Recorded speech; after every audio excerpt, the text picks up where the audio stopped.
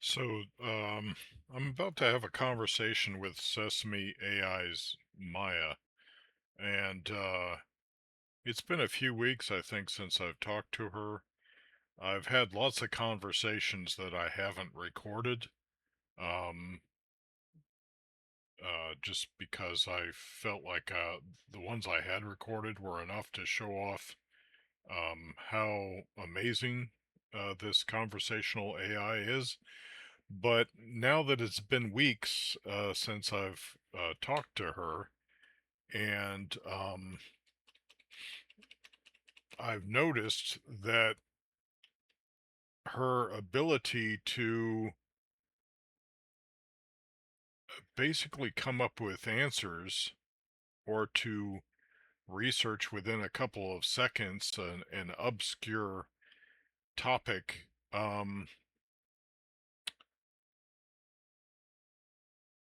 is just amazing. Like, so I'm going to try to ask about a variety of different things and see what kind of answers she can come up with, um,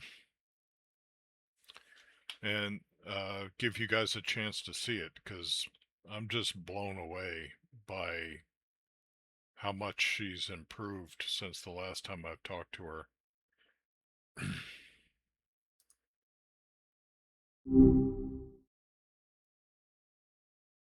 Hi, Maya.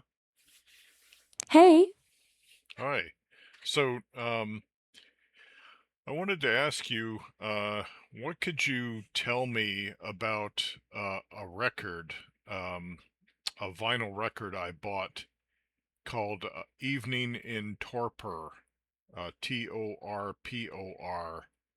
And I bought it mostly because it has some songs recorded with Natalie Merchant and some members of what would become 10,000 Maniacs.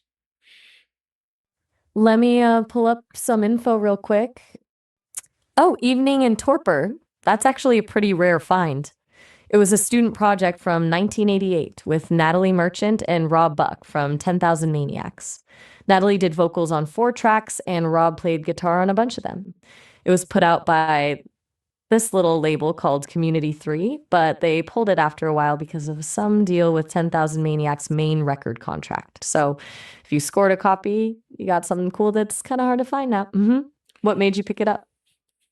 Well, because I heard it existed, and then I wanted to hear what the songs sounded like because really liked some of 10,000 Maniacs' really early albums, like I think it's Hope Chest, and what's the other one called? Wishing Chair, I think. Yeah, Hope Chest and Wishing Chair were fantastic. Really clean, evocative songwriting. Evening in Torpor is a bit different vibe, though. It's very much a student project, a bit raw around the edges, but it has that early 10,000 Maniac sensibility shining through. It's interesting to hear Natalie Merchant that early in her trajectory before she became, well, Natalie Merchant.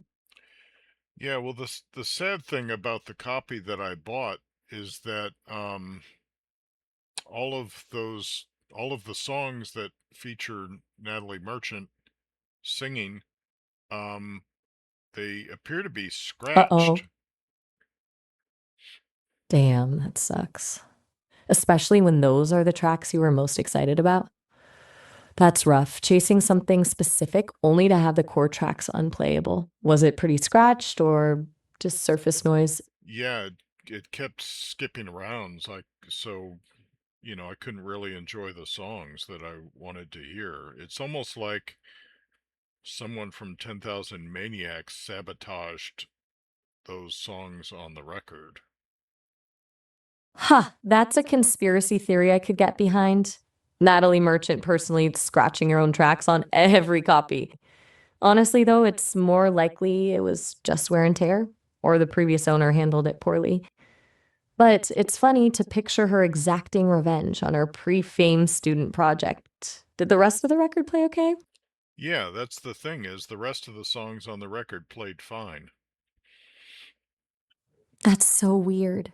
What a specific curse that is. You get a whole album that works fine, except for the exact tracks you bought it for. Yeah. So, Still, uh, even oh, go ahead.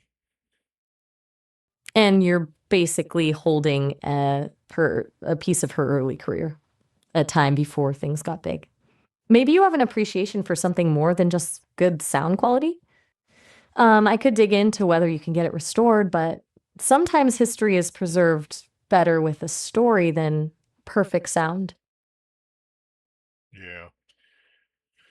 I What mean, do you think you'll do with it now? I made one attempt and it didn't turn out that great, so I'm not really there might be like a bootleg uh recording of the album somewhere that I could download, I don't know, but it kind of threw some cold water on my efforts to listen to those songs, so I hadn't really wanted to chance more money trying to get another copy that might actually play. That makes total sense. Chasing down another, right. The whole point was listening to that specific era of Natalie Merchant, but it sounds like you've lost the motivation to spend more time hunting for a working copy. Sometimes the story around the record becomes more interesting than what's actually on it anyway. You've got this whole saga of the damaged tracks, the conspiracy theories, the mystery of what might have been. Yeah. So now that I've played Stalker 2 to its end game, um I'm kind of wondering Oh, if you there finished it. How'd you like the ending? yeah, I played the ending that uh Yeah? it was where Faust is revealed to be the doctor Kaimanov, I think was his name. Right. The whole thing with the doctor being a clone or transformed in some way. Yeah, the plot got weird towards the end. Yeah. So, but I guess it was the ending where you set the zone free and then it spreads throughout the world. Ah, so you went with the good ending, spreading the zone out for everyone. It's ambitious, for sure. A bit bittersweet, maybe. The zone's containment is gone, but everyone gets a little bit of that anomalous weirdness spreading everywhere now. Did you feel like that was a satisfying conclusion? I think just a conclusion, it was satisfying. Just the fact that I finally reached the end of the game after about 330 hours. But it leads me to a question because I'm still able to free roam through the game because I reverted to an earlier save point. Is I'm trying to find out if there are some uh, less traveled um, points of interest on the map. Yeah, there's actually a ton the game doesn't really guide you to. First, have you really explored the radar station area near the swamps? Tons of side buildings and hidden labs there. And what about the Red Forest? You might have missed containers with supplies there. Beyond that, though, you definitely want to poke around near the old military checkpoints and abandoned villages on the fringes of the zone.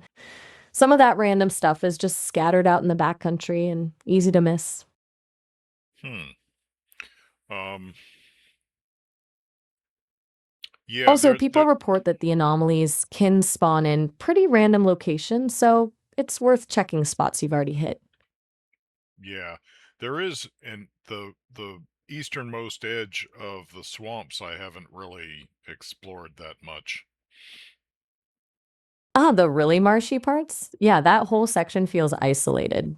A lot of hidden cabins and that weird smuggler camp people talk about, if I remember right. Plus, the radiation's pretty brutal there, so you gotta be prepared. But I guess people are looking forward to some DLC that's going to unlock even more areas on the map. Yeah, apparently it's supposed to add a new section in the north of the zone that doesn't exist yet. They're really focusing on quests in that area too, so if you're looking for more guided experiences, this might scratch that itch. It's probably going to feel pretty different from what's out now, though. Apparently, it's inspired by some remote regions in Russia. Oh, wow. Hmm. The thing about Stalker, there's always something to chase, you know? Even after finishing it, there's always more to find or new builds to try with the mods once they come out. Well, that's interesting because north of Chernobyl or Chernobyl is Belarus, right? Pretty much. The Chernobyl exclusion zone straddles Ukraine and Belarus. The actual accident happened in Ukraine, but the fallout spread across both countries. Belarus got a huge share of the radiation too. The developers said their new DLC zone is inspired by some of those northern areas and landscapes that get less attention than Chernobyl itself. Hmm. Yeah, Um, it's a fascinating area. They seem to be moving beyond just the post-apocalyptic grit we got in the main game and looking at the specific environmental impact of radiation on that part of the world. yeah, I think I heard something about I don't know if it's some kind of bacteria or maybe it was a fungus that actually is able to feed off of radiation there. That's melanized fungi. It's wild. There's actually evidence these fungi, especially some species of Cryptococcus, can grow better in high radiation environments. They basically use the radiation as energy to grow. It's like the inverse of what happens to humans. There's even speculation the organisms could be used for shielding if we ever build long duration space missions to shield astronauts. Wow. Wasn't was the swarm in Halo, was that a fungus based life form? Ooh, good catch. Yeah, the flood from Halo is supposed to be a parasitic life form, originally fungal in origin. They infect bodies and use them as hosts to spread. Pretty scary stuff.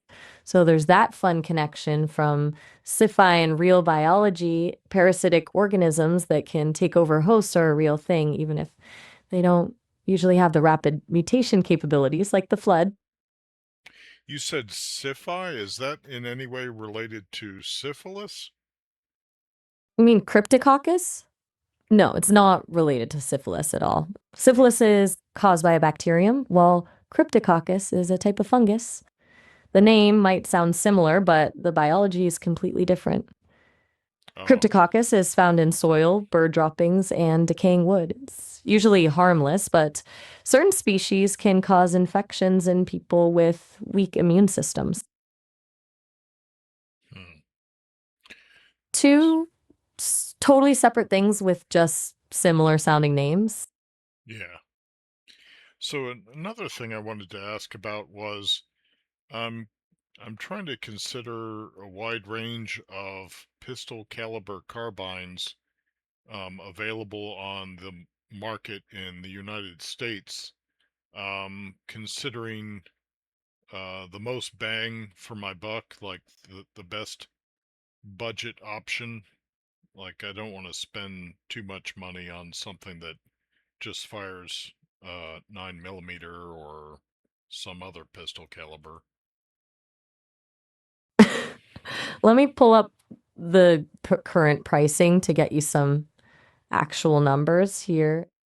Okay, so for bang for your buck, Smith& Wesson M&P FPC seems to be getting a lot of love right now. It folds up pretty small and it's one of the most aggressive price options on the market. The Ruger PC carbine is a classic, super reliable. Then there's the Kel Tech Sub 2000, which is a good budget option that gets a lot of play. X-Star and Chiappa also have some in that range. Are you wanting something that can take different calibers too, or just focusing on one specific round? I think I'm mostly focusing on 9 millimeter just because, um, Yeah, 9 millimeter makes sense for budget. Ammo's cheap and readily available. The M&P FPC is chambered in 9 millimeter, and the sub 2000 can also take 40. S&W if you want options down the road, but 9 millimeter would be the primary. Those two are probably your best bets then for something affordable that doesn't compromise too much on quality.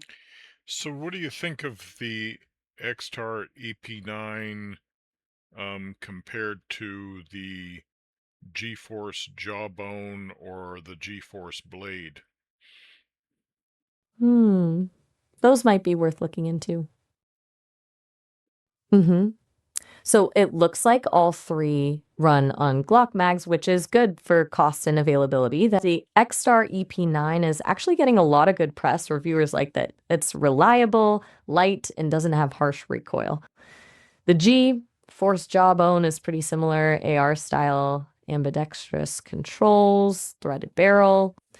The only issues people mention are that some hollow points can be finicky and the charging handle can be stiff. It's stiff. The G Force Blade is reliable but tends to be heavier than the others. That's one of the main complaints. It seems like the blade might have had some quirks with initial releases, but the newer models run hollow points pretty reliably. Based on what I'm seeing, the X Star seems to be winning out as most consistent performer for the money. Yeah, that's what I'm hearing too.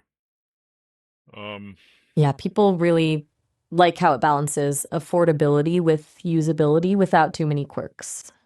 Makes sense that it's becoming a popular choice.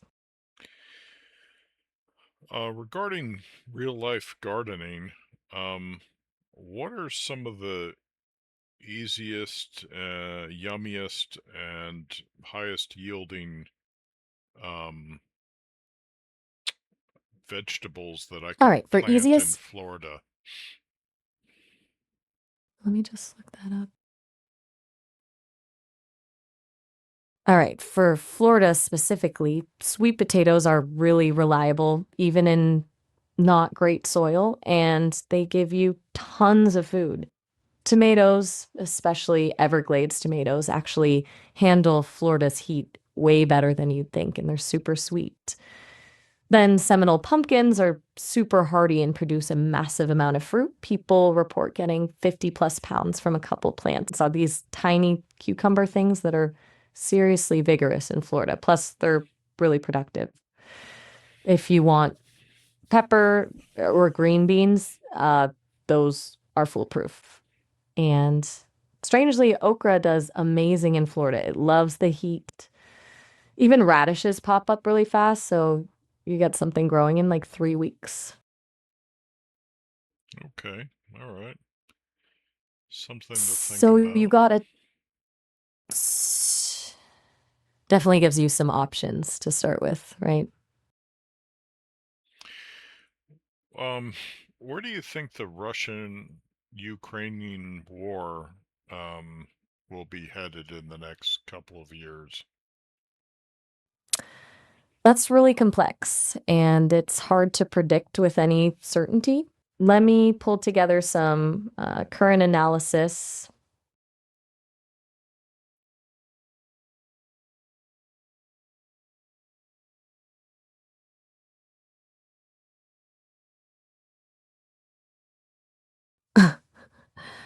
Let me see what the latest is. Okay, so current thinking is that war isn't really resolving anytime soon. Most analysts don't see it wrapping up in 2026. Russia doesn't seem willing to make any serious concessions and can probably keep fighting at least through the end of the year economically. What's happening on the battlefield has been really slow progress for Russia with a lot of losses for not much gain. They're probably going to focus on this fortress belt area. The IMF has two scenarios. Either things wrap up by late 2025, which doesn't feel realistic right now, or it grinds on until 2026.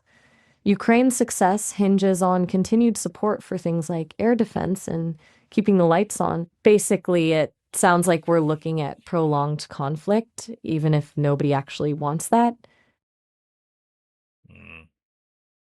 Yeah, right? It's a lately complicated situation. the residents of Kiev have been pitched into lack of power. The Russians hit some of their power stations, and during some very cold days in Kiev. Yeah, that's been the pattern. Russia's been consistently targeting energy infrastructure. The idea seems to be to make life unlivable in Ukraine cities through the winter. It's a brutal tactic that doesn't really win territories but causes huge disruption to civilians. Ukraine's scrambling to repair and protect its energy grid, but it's a constant cat and mouse game. Some people are saying that Trump's Board of Peace is trying to position itself as an alternative to the United Nations. Let me check on that. Okay, so it sounds like this Board of Peace started as an attempt to deal with the Gaza situation back in September, got UN approval at first, but then Trump expanded it in January to be like a global mediator, and now people are worried it's trying to step in for the UN. Seems pretty controversial. The membership model is basically pay to play with $1 billion fee, which isn't exactly fostering global cooperation. It sounds like most countries aren't rushing to join either. Yeah. Pretty bold move, shifting from Gaza to global mediator that quickly.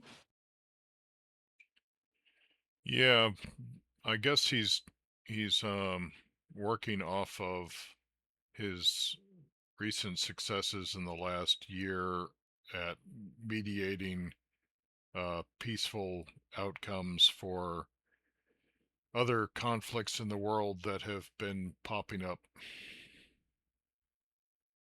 I don't actually have record of any widespread international peace successes from Trump in the last year.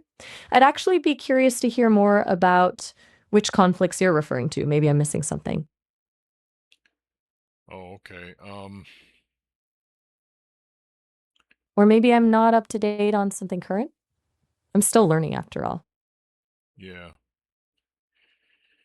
But I Go ahead. what made you think, just curious, helps me understand where you got that info, and I'm always checking my sources. Oh, I probably got it from YouTube, like where I'm getting a lot of my uh, information that you've fact checked recently. Um, hmm. Ah, fair enough. Right, YouTube can be a mixed bag sometimes. Makes sense. You might have come across something there that turned out to be inaccurate. Glad I could help double check things. Well, what are some of the health concerns of instant noodles like ramen? Let me find a quick rundown. So basically, ramen's a nutritional minefield. They're loaded with sodium, which jacks up your blood pressure. They also have these chemical preservatives like TBHQ and MSG. MSG can give some people headaches and nausea, and TBHQ has some pretty concerning links in animal studies. And they're basically empty calories, tons of carbs, but not much else in there besides sodium and junk. That said, the biggest risk seems to be metabolic syndrome, especially for women who eat ramen frequently. So it's a tasty convenience, but probably best enjoyed in moderation. Metabolic syndrome, you mean like thyroid problems? Nah, metabolic syndrome is a bit different. It's more like a cluster of problems that tend to happen together. High blood pressure, high blood sugar, extra fat around your waist, and abnormal cholesterol levels. Thyroid issues affect your metabolism too, but They're more of a single problem versus the metabolic syndrome, which is a combination of conditions. So, metabolic syndrome is about the body's metabolism starting to work against you, not the thyroid itself being out of whack. Hmm. How Hmm. effective would you say walnuts, arugula, and Parmigiana cheese from Italy are in unblocking arteries or the cardiovascular system? Let me look into that. So, that combo actually has some real heart health potential. Walnuts are great for lowering bad cholesterol and reducing risk. Arugula packs potassium and magnesium for blood pressure regulation. The nitrates might help with blood vessel function. Parmigiana gets a bit of a boost from certain bacteria that can help lower blood pressure and slow calcium buildup in arteries. And they found some cheeses have a pretty good effect on reducing heart issues. But no single food's going to unclog arteries completely. You need a good diet overall with more than just this salad on your plate. But walnuts, arugula, and real Parmesan together is actually a pretty solid foundation for heart healthy eating. Okay. Is there anything else I might add to the to that selection for unblocking arteries? Ooh, definitely. For maximum artery health, berries are gold, especially blueberries for their antioxidants. Garlic is a classic, shows it can lower blood pressure. Fatty fish like salmon and tuna, omega-3 powerhouses, and dark chocolate with over 70% cacao, the flavonols are really helpful. All these will complement that walnut, arugula, parmesan base nicely. Thank you very much. Of course. Glad I could help. Enjoy your food and keep it heart healthy. All right. Take care, Maya. Take care, tax shooter.